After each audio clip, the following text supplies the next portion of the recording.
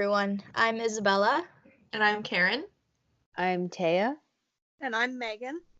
and we are from Music Marmalade. And today we are going to be discussing Sharon Van Etten's new album, Remind Me Tomorrow. So, Taya, what were your thoughts on the album? I really enjoyed this album. I've been listening to Sharon Van Etten for a while, so this was a bit of departure from her last albums. It was a little bit more experimental. It had some more electronic synth elements to it than what longtime fans are used to. She usually has like a pretty acoustic, mellow sound, but she has been through a lot in the past few years. She took a break from music and she explored some other parts of her life. She went back to school. She tried scoring films. She was an actor, and now she's back with her first album in I think 4 or 5 years. But Yeah. I did really enjoy it. For sure, yeah, I did as well. I actually read online that while she was taking her break, she ended up writing songs in her spare time and wrote about 40 songs without realizing that she was even writing Yeah. that many. And I thought that was such a cool thing because it really shows how she kind of uses that as an outlet, and it's in her daily life even when she didn't mean it to be, you know? Yeah, that she definitely is a songwriter no matter what she pursues, I guess. Yeah, That'll for always sure. be there. Yeah, She also for had sure.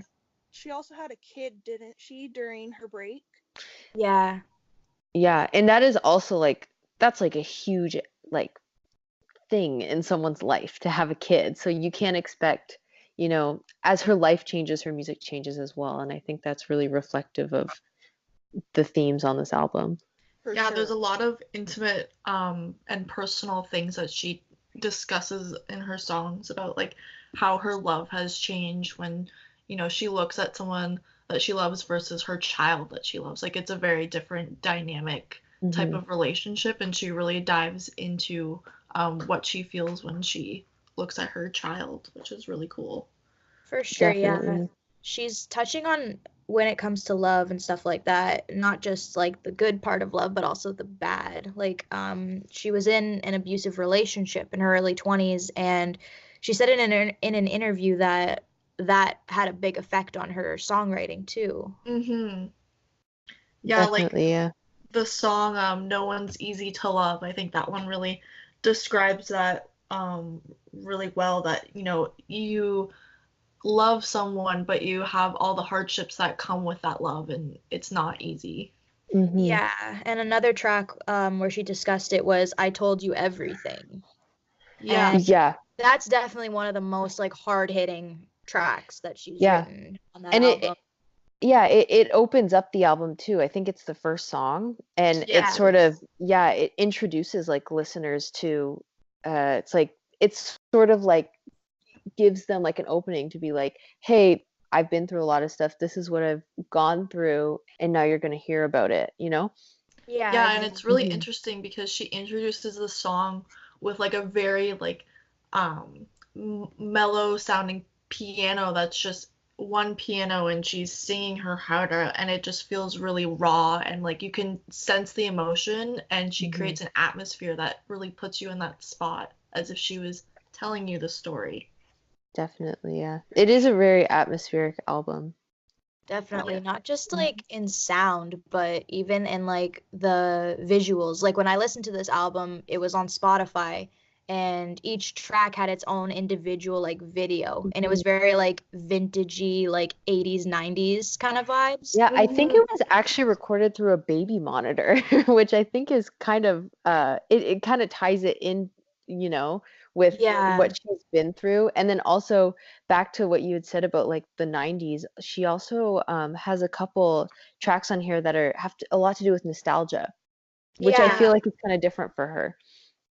Yeah, for sure. Like Mhm. the song 17, she really talks Mhm. about like her looking back on her past, and um there's a quote in the song where she says, I used to be free, I used to be 17. And it's just her really addressing how she views her past, but also takes that past and uses it to change who she is today, and that's really cool. Yeah. Yeah, I noticed that in Comeback Kid too. Yeah, it was almost like she was like talking to like her former self, I guess. Mm-hmm. I really like that.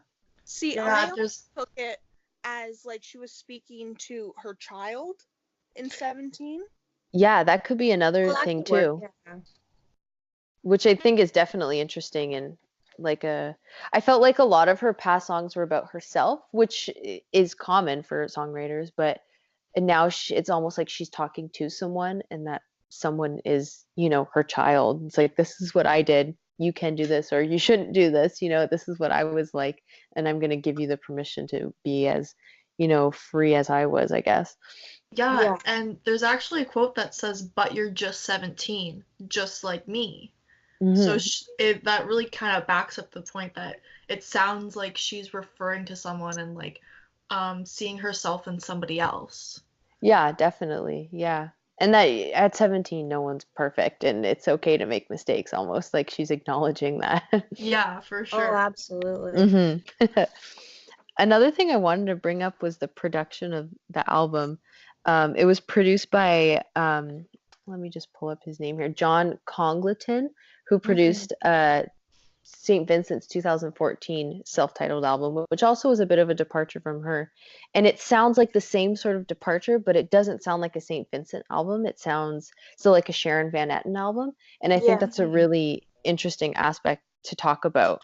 It sort of has these like weird, like mechanical, electronic sounds to it, which is also in Hmm. the same album. But I definitely would have never connected the two had I not known that they had the same producer. For Yeah. sure, for sure. hmm There's the song Hands, which I believe is on the second part of the album, but it reminds me so much of Stranger Things theme song because it just has that Yeah. really hmm 80s synth vibe to it, and it's very like experimental with the type of melodies that she uses with the synthesizer that matches with the electric guitar. And it's just Totally.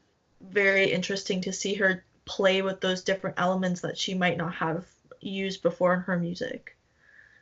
And Yeah. I loved her use of like the birds and hands Yeah. Yeah. Yeah.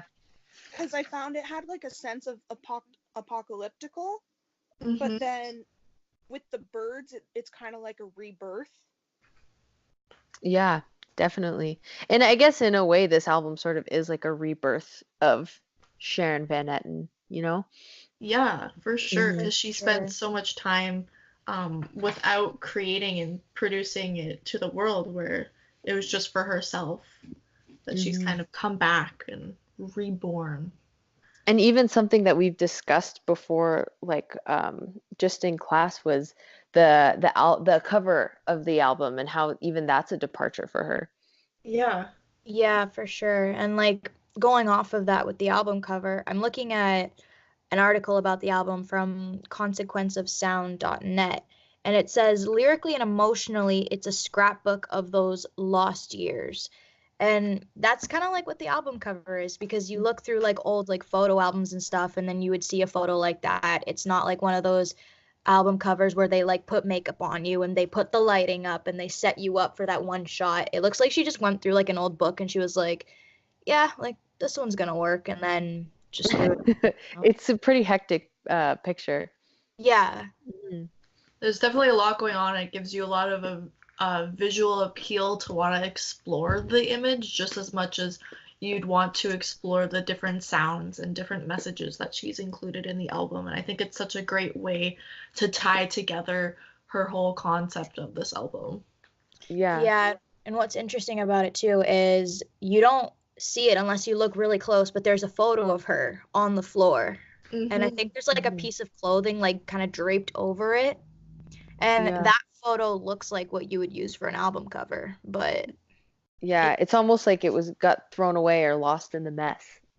yeah, hmm exactly. Yeah. The funny thing about that photo of her on the ground as well is that it reminds me of her past album covers too because they were always like black Yeah. and white and very cinematic, whereas this one's very chaotic and not picture perfect in the way that her hmm past ones were. Yeah. It's almost like a sort of like a visual of what her life is like now, Mm-hmm. and she's still there, but she's just, kind of scattered, which I guess is fine. It's not the Yeah, for same. sure. Hmm. I feel like it speaks to how the album comes across too, Yeah. because it's almost like complete confusion, and I feel like Sharon Van Etten's trying to bring that across in her songs, the Hmm. confusion. Yeah, Yeah. there are definitely some tracks that are pretty experimental where my first listen I was like, "Huh?" Like she Yeah. did this? Like it was kind of I was confused, but it wasn't bad. It was just very different and Yeah. sort of I think the track was Juniper 4 and Memorial Day. They were both very odd sounding tracks that were departure from the rest of the songs. Yeah, for sure. Yeah, Yeah. Memorial Day is very unique, Hmm. but I loved it. Yeah, definitely. No, I did too. And Sharon Van Etten said herself, the more I let go, the more I progress as a human being. And I think that sums up the album pretty good. Yeah, Yeah. yeah, That's a definitely. great quote. You can definitely see that she's grown through almost every aspect of this album. Yeah, I actually went back into her archive and listened to some of her songs from when she first released an album that was just self-produced from her at home. You put your blank CD in your computer and you burn a disc. Well, she Yeah. did that and made the song Rome Ruins. And in that song, she really like projects in the bridge. She like almost screams in the same way that she screams during the song 17 in the bridge of that song. And I really liked having that background information to see how far she has come and like how she's kind Yeah. of going back to her roots of how she first started singing and experimenting with her own voice. And in her new album, you can tell that her voice is very powerful and she has a lot of oomph to it, and she backs it up with emotion, and it's just so cool to see that evolution. Yeah, Mhm.